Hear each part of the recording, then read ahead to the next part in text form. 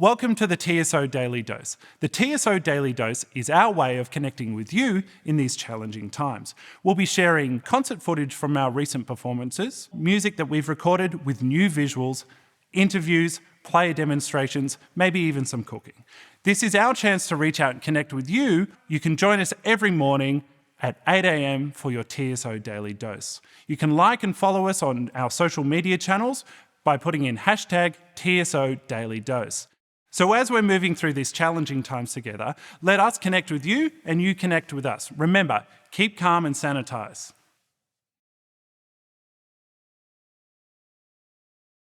I'm here today with Dr. Stow, who is a counsellor, an avid TSO concert goer, and a member of the TSO corporate circle. Di, thanks for coming today. Hey Mitch, it's really nice to meet you today. I'm so excited actually to be here chatting with you.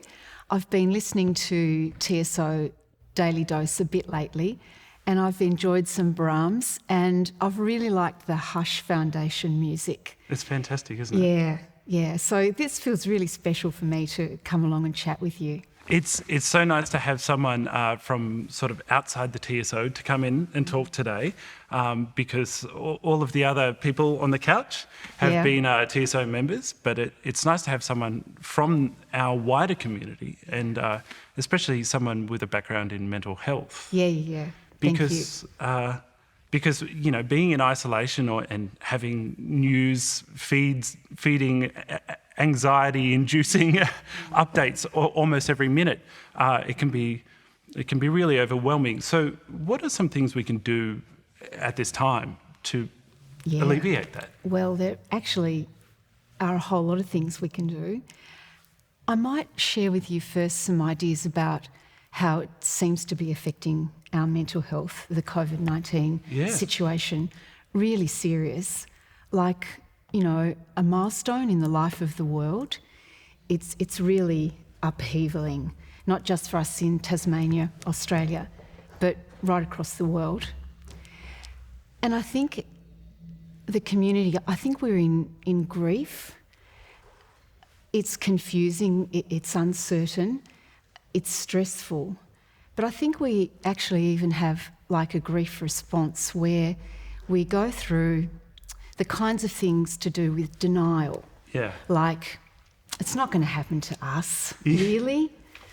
Or then we might be angry, like, oh, I'm being told I can't do my usual activities. Yeah. These things aren't linear, you know, these are just different types of grief reactions. So is it typically 5 stages of grief, but they can come in any combination? Yeah. Okay. That's one way of kind of describing the grief process. So there would be denial, as I've mentioned, and... Is it bargaining? Yeah, good for you. I was just running through that little list in my head. Bargaining, like, for example, if I stay home and socially distance for 2 weeks, it'll be okay. Yeah. And then maybe sadness, the kind of, this is really here to stay. This is really tricky. And then acceptance, like, we've got this. This is how it is. Yeah. I'm going to have to work out what to do about it. And then there are things like I can wash my hands. Yeah. I can stay 1.5 metres away from other people. The practical things that we can do. The practical things, I can learn how to be at home better. In terms of maybe putting into place some routines for being at home more. I can learn how to work from home. I can do the virtual work. Yeah. Is a routine quite an important thing for us to have if we're working from home? I think a routine can be really super helpful working from home. The notion of getting up more or less at the time you would normally get up, keeping your daily routines of showering and choosing your clothes, and I think that's important and it helps. And work out your day, put a bit of structure around the day, but also be flexible because the days are different and we're upheavaled and we're also in shock. So the shock of like what's going on. Yeah. So we might have all the best ideas, but we need to not give ourselves a hard time if we don't kind of get it right every day. Right, yes. I actually think that I can sort of relate to that because the other day I got up and I thought I'll stay in my tracksuit pants and my home clothes, and I was utterly unproductive, and then I started beating myself up over not getting what I wanted done in the day. Yeah. So in your practice, do you do self-compassion, or what sort of things would you recommend for that? Yeah, well, I'm just noticing like self-care being really, really important. And part of self-care is actually trying not to give yourself a hard time if you haven't achieved all the tasks you think you should have achieved in this particular day. These are really new times. We almost don't know how to be. It's going to be different when we get through this, because get through this we will. Yeah. A bit like after 9/11, going to the airport's never been the same since. But a few really kind of structured things I might share. Connecting with loved ones, connecting with family and friends and work colleagues. I think really using the phone, talking on the phone, talking on Skype, staying connected, seeing people who need help, seeing what you can do, checking in on isolated people. I think that's something we can actually do, which adds to our sense of agency, like we're doing something. Yes. We're staying connected. Yeah. We're helping others. I've heard that the toilet paper buying spree was all about having some sort of agency and control. But these are other things that we can do to take control of what we can in our own little world. Absolutely. Okay. Absolutely. Very good. Yeah, very good way of playing it back to me. Okay. And I think keep moving. I'm careful when I say keep moving, because we can't keep moving very much, but we are allowed to personally exercise. So I've been going on long walks, and that's been really good for me. So I think we can walk. I've noticed on social media lots of people doing home exercise and some funny video clips and this kind of thing. In fact, social media, maybe use it to good in the sense of maybe not keeping it on so much that you're keeping on hearing all the bad stuff. That would be a strategy. Maybe limit a couple of times a day to check in on the news.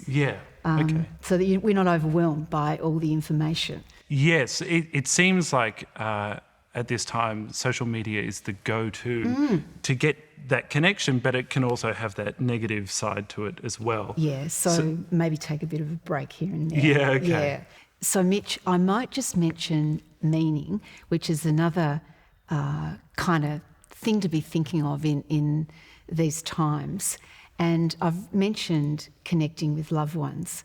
I think relationships are the key, and doing our best in relationships, in relating to each other in whatever way we're able to, either in the family home or online, whatever online means these days. Finding meaning will also help us broadly to make progress with these difficult times. Yeah. I think that's really important too. For me, I've found this calmness that has happened in our life. Well, not the calmness, but the stasis of society has actually given me time to reach out to people who I haven't spoken to in a while, and I've got a lot of meaning from that. Yes. So you would advocate nurturing relationships? Absolutely. Yeah. That's really important. Yeah. Picking up on the beautiful notion of loving kindness, being kind and calm. These are great times for us to practice that, or be mindful of that, or to bring it to the fore. Yeah. That's fantastic. Do you have any recommendations on mindfulness sort of training or breathing? Breathing in and breathing out and noticing your breath, which sounds very simplistic, but it's a really great thing to do. Another gorgeous technique is to ground yourself by noticing 5 things that you can see in the room that can actually calm one down. So I can see a chair, I can see a table, I can see the heater over there, that kind of thing. And it just kind of settles us. Sure. Yeah. It really brings you back into the moment. Yeah. Absolutely, yes. And there is an app which is useful, Smiling Mind. People would be easily able to access that. Sure. That's Yeah, great. through their iPhone. Yeah. Yep. Great. Thank you. And I think there are comforting rituals that are really good to put into the day. Maybe sitting and having a nice cup of tea, if that's something that you would normally find pleasure in. Or meditating, being mindful, being present. It can actually reduce our anxiety, noticing that just right at the moment, it's not all bad. Just in the immediate environment that you're in, it's actually okay. It's different, Yes. but it's all right. Yeah. And not getting too far ahead of ourselves is also useful. And maybe rituals like reading a book to your kids at night. Just keep up those lovely, positive practices. Rituals might need to be adapted because we are limited, we're more limited in what we're able to do. But we can be creative in creating new rituals. I think so. Yeah. I think so. Would, obviously as a musician, one of my rituals would be music. Do you find music helpful to sort of create a moment of repose or calmness in the day? Not as meditation, but would you take aside time to listen to some music? I think that's an amazing contribution to the day, the week. I absolutely do that, and I would recommend it. If you're a music person, totally go for it. So I'm glad you've mentioned music, Di, because we're going to finish this interview with a little audio clip that we have. Stay with us for this audio clip with the TSO performing Vivaldi with guitarist Slava Grigoryan.